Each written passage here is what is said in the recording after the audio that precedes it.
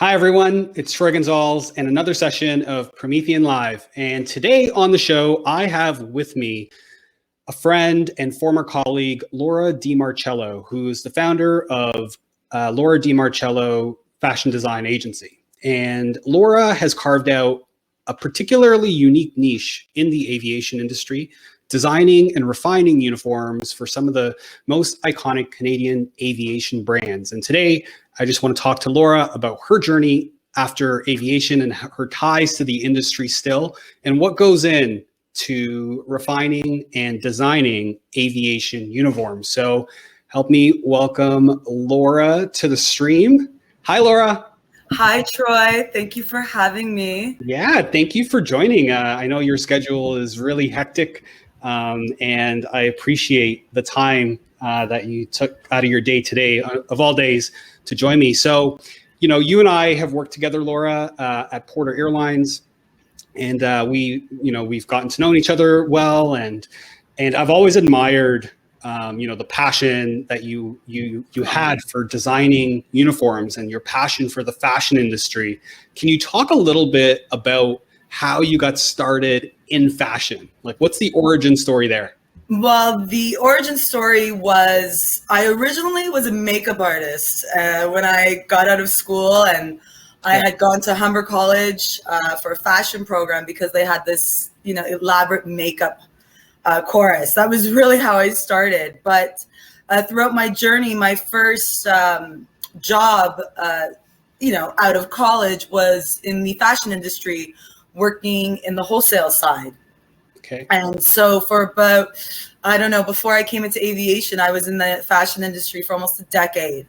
And I was what they called a brand manager. So we would, we'd represent brands and we would sell to the stores right across Canada and sometimes into the US. So from there, I was able to learn how collections were made, how were they developed, and also how they were distributed. This is also before the internet. Yeah. And it was very different, the industry then, obviously, because you only had brick and mortar stores. There weren't any online stores.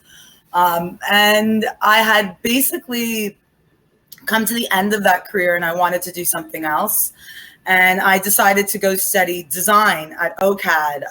And this is in about the year 2008, from 2010. And there was the birth of the online store, and the internet was just taking over and changing the landscape of branding altogether. And I thought I was going to be an ad kid. And long and behold, I'm taking this design course. I still love fashion, but I couldn't find, I couldn't see where it was going necessarily at that point. And long and behold, I lived in downtown Toronto. There was this really cool airline called Porter. They were brand new. They weren't even 5 years old yet. They had one of the best uniforms that we all know is that famous designer, Pink Tartan. Yeah. So that made me very keen. And thankfully, I got the interview and I was able to really start my career from there. And I discovered another side of the apparel business that had a function and a purpose and a need. And I really felt I could contribute to the uniform industry with my knowledge of the fashion industry. And I was able to deliver on things like style and, that's amazing. and other ideas that would continually come. And working for an airline is one of the best experiences of my life, I'd have to say. The airline industry is full of some colorful characters. I thought the fashion industry was. I mean, you need a room of flight attendants and pilots. It's another story. They're traveling around the world all the time. That's the runway. Yeah. So that's really how I ended up in uniforms. So really it was a composite of my whole journey, from being a makeup artist to a fashion stylist to studying design to doing construction to working in distribution. So my agency was really I was able to hone in on all my skills, and I'm able to now do what I do. Yeah, that's amazing. Thanks for sharing that. So Porter Airlines, one of the most iconic aviation uniforms out there, like probably globally. Yeah, I think they hit the top 10 in some lists. Definitely. Yeah. So what was that like, helping to like refine that uniform and adding and evolving it? Like, how does someone go through the process of doing that? Well, I'm going to say timing is very important. I was at Porter at the right time in the right place because they were, as you know, regional, a smaller airline, and they had grown very quickly. So there was a need to change the uniform and to update it because they had more job roles coming out. There was also opportunities to do things like pilot uniforms for women. That obviously has been, we all know the pilots are typically dominated by men, and there isn't a lot of variety for women, but they're now moving into those roles. So I was able to see where there was growth and maybe where the market was lacking in some areas. So that I would have to say that was very interesting. Yeah. So you've worked on many different airlines. So you've done Porter, you've touched on Sunwing, you've touched on Flair, you've touched on Seneca Flight Services. Is there a favorite uniform or experience you've had like developing a uniform? And if so, like which one and why? I have to say working with Sunwing was an amazing experience. I think I worked only on their pilot program, but through that, I was able to develop a new tie and scarf. So the scarves and the ties that the front flight crew, they're wearing right now, you've got it picked up here. I've got the tie here as well. That's the scarf. So it took some time to really refine. I had to work with their colors. That's what you always have to do. And so sometimes it's difficult to work with orange and black and be able to have it come out styling. But if you look closely, it's actually the tail of their plane. So if you ever look in the sky, we all know that the tails of the plane, that's how we identify who's flying above us. And if you look at Sunwing, this repeat print is off of the orange tail. So it gave a really nice gradation and look. And it was something that was a little different. You normally see more stripes, or block colors, circles, very simple. This was a little bit more detailed, and it played with the eye. And I think we were really happy with it. And this took some time to come up with, going back and forth to the drawing board. Sometimes when you take on a new project, you have a vision, but you never know where you're going to end up. So sometimes that can be exciting and also nerve-wracking. I'd have to say I'm most proud of this print, most definitely. But all of the scarves and ties that I've done have been well reviewed, including. Yeah, you recently did a uniform for Seneca College, and you've incorporated some indigenous design. Can you talk a little bit about that and what inspired that?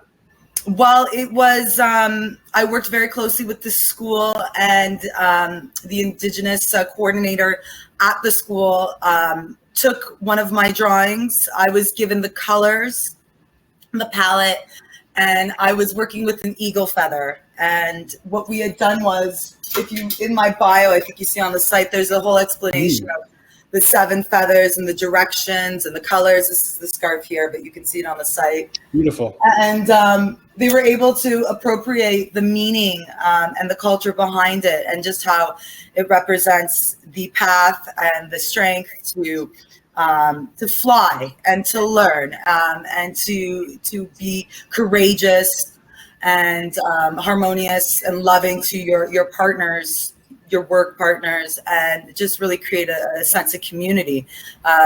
The write-up that we had done with the college is really beautiful. You can find it on my site, and they love the scarf, and I'm really happy they do. The way I did design it was, there are many different tricks on how you fold a scarf. You can ask the flight attendant. She'll say the bunny, the knot, the rose. And the way this was designed is, it's the way we roll it is that you have 2 eagle feathers at each corner, so that you have wings on your back to grace you luck while you're learning to fly. Here's so you can see here, they're wearing it in different designs here, but you can see the scarf right where that eagle feather. So it's to have the feathers resting on your shoulders, like you've got wings on your back. That's awesome. That's a really neat story. Thanks for sharing that. Yes. Talk a little bit about, you started your own company, and Yes. I don't even know where to begin in terms of how to like conceive of someone who is trying to make it in fashion and design. What is that journey like as an entrepreneur? Because, you know, you It can was start a real. store, you can start like a coaching business, and I kind of understand that. But what's it like to be an entrepreneur in fashion during this time? Well, you know, you can have the design and you need the client. You kind of need the chicken and the egg. You need two pieces. You need someone who needs something, and I was able to deliver. I think after my first contract was with Sunwing, and you know, through my network, I was able to attain that contract, which I'm very grateful for. So it's always important to be gracious and respectful of all the people you work with. You never know when you're going to meet them again. Yeah. And they really help you on your way. And I think it's a little bit serendipitous that I did end up moving into my own agency, but I've always had a deep sense of wanting to have my own business. That's always been with me. And I also found that I thrive best with my own autonomy.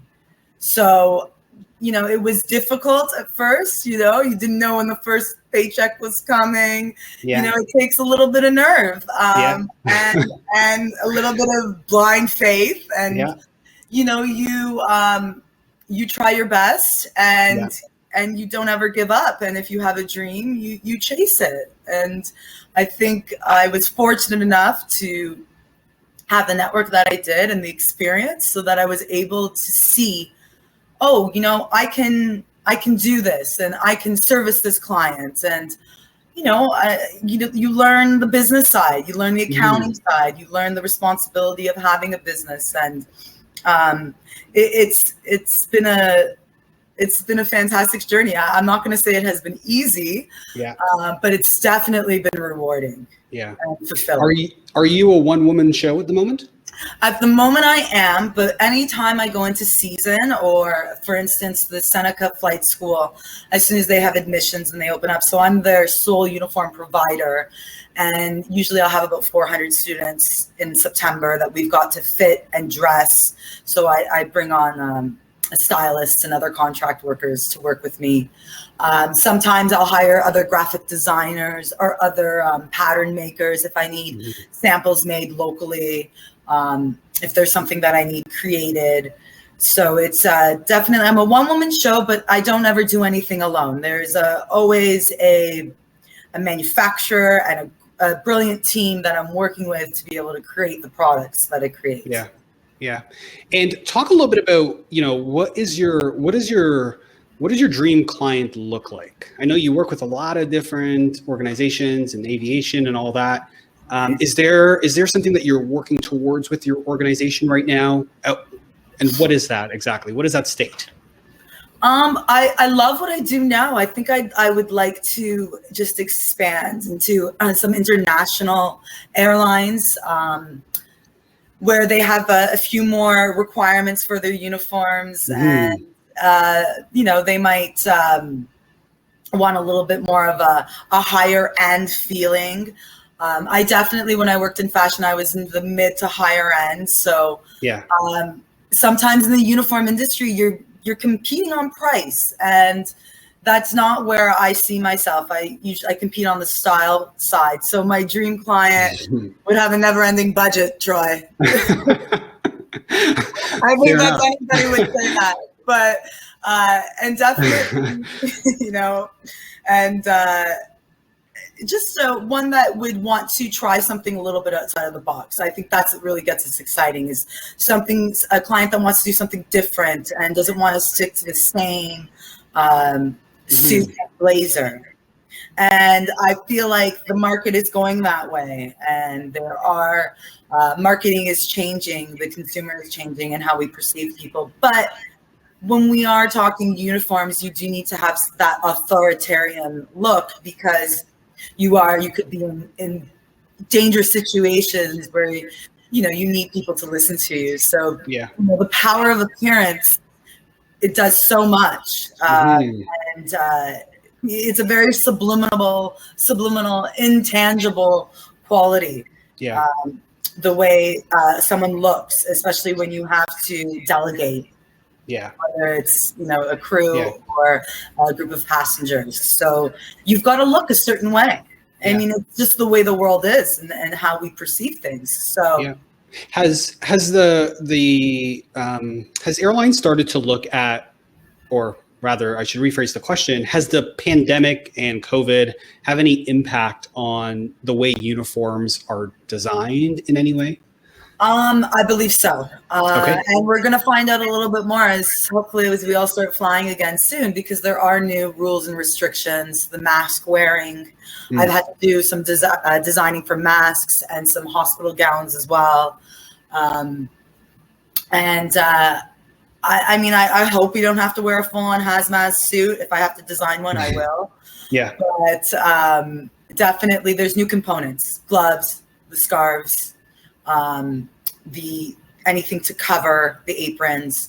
So there will be new products coming in. And I know that there's also things like pens that if you touch certain metal, they don't carry any germs. So there's kind of like all these nuances of developments to help with things such as COVID and remaining safe. And safety, in aviation is our number one concern always. Yeah. So talk a little bit about, someone going through OCAB right now, and they're pursuing their degree in fashion and are looking to make their way in the industry. What advice do you have for that individual? Well, it's a very great school to go to. And I would say just to work on their book and to develop their network and to understand what they do and how they can bring value to another organization. And I think that's what people are looking for. They want uniqueness and they want to know what is it that you can do for them. Yeah. And how does Laura DiMarcello differentiate herself and her company from all the others out there? Like, what makes your company, fashion company, unique? What is it about your designs and your thought process and inspiration? Well, the fact that I work with airlines definitely is a niche. And the fact that in that space of uniforms, I'm competing on look rather than cost per se, or I don't offer just basics, and that we do private labels. So if they have a picture of a plane and it's decals and they're like, can you design me a jacket that works with this? That's really where I differentiate, where perhaps some of my competitors, they have a living on in stock collection of basic black suits where they take the jacket and they basically embroider or screen print or embellish in any way the name of the airline, which is rather boring and redundant. So you work from like a blank canvas every single time. Absolutely. So that's definitely, it's a little bit more of an investment up front, but it comes out if you have the empathy for your employees and if you understand, again, the power of appearance. I watch the students put on a suit for the first time at Seneca, and to watch the transformation, to go from their jeans and their t-shirt into this 3-piece suit, and for them to look at themselves, you can see them light up, and it's really a beautiful moment. And that's really always been my drive, is wanting people to feel good in their skin and what they're wearing to drive confidence. And thankfully I found a way to do that, and it's literally the change of the clothes, and you look good, you feel good, you act in accordance to how you feel. And the pandemic has done something interesting where maybe appearance and fashion took a back seat over the last 16 to 18 months or so, because people are at home. There's no need to communicate any longer by how you wear in your presence. So coming back into the workplace, do you see, what is your take on re-entering the workplace and fashion and what will happen in that space? Well, it's stretch fabric and elastic bands, Gotcha. and everyone's been so comfortable in their track pants. It's definitely, this suit has maybe taken a back seat, but there's so many innovations in fabrics and textiles where you can create the look of something that's a little bit more tailored, but then you wouldn't know that, oh, look at that, I can bend and I can stretch and I can move in it. Oh, and it washes really well. So it's really staying with your hand on the pulse and understanding what innovations are out there and different creations. Also, some styling has changed, but I do believe that I think we're all looking forward to getting out our best pieces and going out for that patio or that dinner soon and, getting out of our track pants. I mean, I definitely am looking forward to not continuing that style. But overall, though, in the airline space, I definitely do use a lot more of a stretch fabric. Even in all of the pants in the Seneca program, they're a dress pant. Actually, I'll show you. And they have an elastic band, which is really interesting. So, there are things like, that's in the back of the pants, and it's a trouser in the front. You wouldn't even know. Interesting. So, wow. This really helps you because when you fly, as you know that you're in the air, the gravity changes, so you tend to bloat, and that can happen. And anyone take their shoes off in a long flight, you can't put your shoes back on when you land sometimes. That's amazing. Well, Laura, thank you so much. I love the conversation that we had. And I commend you on all the amazing work that you're doing. I think people will probably look at uniforms a little bit differently, especially the uniforms, Sunwing, Porter, Flair, and Seneca, and now see your face, which is fantastic. And thank you for sharing your stories and your journey so far. Thank you so much, Troy. It's been a pleasure. Happy Canada Day, and to everyone out there. To you as well. Okay. Thank you again, Laura. Goodbye. Bye. Thanks, everyone, for joining me today on Promethean Live. And go check out Laura DiMarcello's designs. I think, her website's really cool. You'll see a lot of interesting aviation designs there. And feel free to reach out to her if you are redesigning a uniform of any kind. And stay tuned for next week's show on Promethean Live. I'm just confirming a guest at the moment, but it will be, as usual, aviation related or have some kind of aviation relation. And I look forward to having you there. Have a nice day.